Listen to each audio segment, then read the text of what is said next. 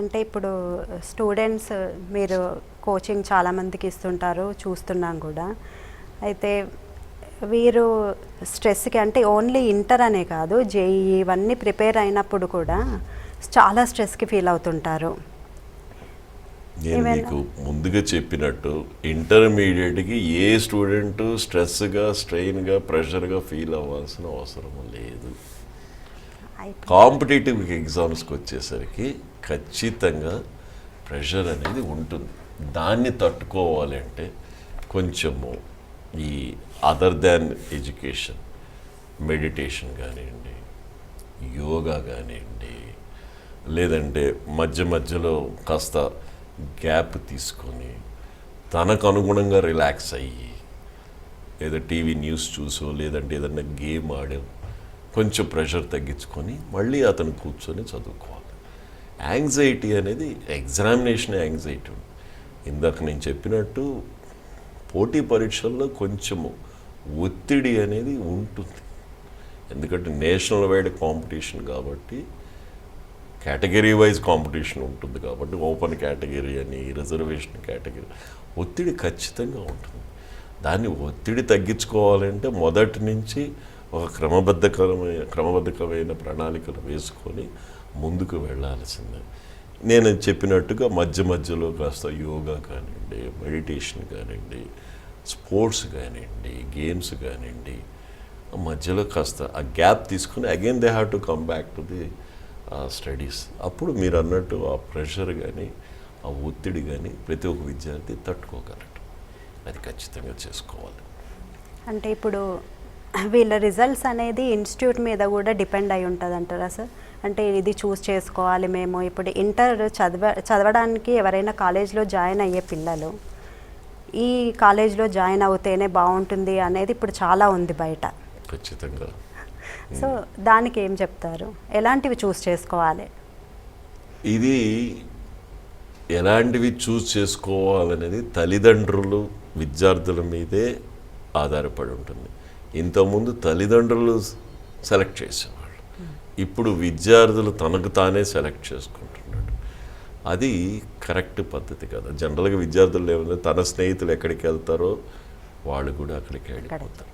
కానీ తల్లిదండ్రులు గమనించాల్సింది ఏంటంటే ఈ విద్యా విధానంలో ఒక ఇన్స్టిట్యూషన్లో ఏ ఇన్స్టిట్యూషన్లో జాయిన్ అయినా, XYZలో జాయిన్ అయినా అక్కడ చదువుతో పాటు విద్యతో పాటు కొన్ని విలువలు కానివ్వండి, కొన్ని నీతి కానివ్వండి, కొన్ని హోలిస్టిక్ అప్రోచ్ కానివ్వండి, ఓవరాల్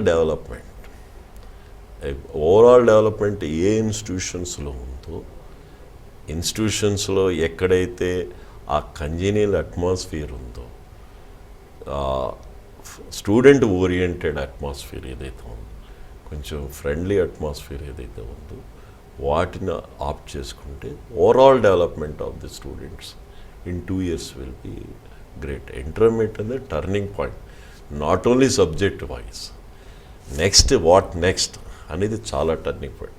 సో నేను ప్రతి ఒక్క తల్లిదండ్రులకి విద్యార్థులకి చెప్పేది ఏంటంటే మీరు సెలెక్ట్ చేసుకునేది ఒక కేవలం ర్యాంకుల కొరకు, సీట్ల కొరకు కాకుండా overall development of the student, individuality కానివ్వండి, లేదంటే సెల్ఫ్ సస్టైనబిలిటీ ఉండే ఇన్స్టిట్యూషన్స్కి వెళ్తే మీరు కొంచెం ముందు వృద్ధిలోకి, అభివృద్ధిలోకి వస్తారు అనేది నా అభిప్రాయం. ఓకే సార్, కాలర్ లైన్లో ఉన్నారు, చూద్దాం. హలో హలో, నమస్తే సార్, చెప్పండి. ఎక్కడి నుంచి కాల్ చేస్తున్నారు? ఎక్కడి నుంచి అండి? సార్ ఉన్నారు, మాట్లాడండి. మీ డౌట్ చెప్పండి. మీ డౌట్ చెప్పండి. సార్ ఉన్నారు, మాట్లాడండి. అంటే ఎగ్జామ్స్ పాస్ అవ్వాలంటే ఏమేమి చదవాలండి? మీ టీవీ వాల్యూమ్ మ్యూట్లో పెట్టండి.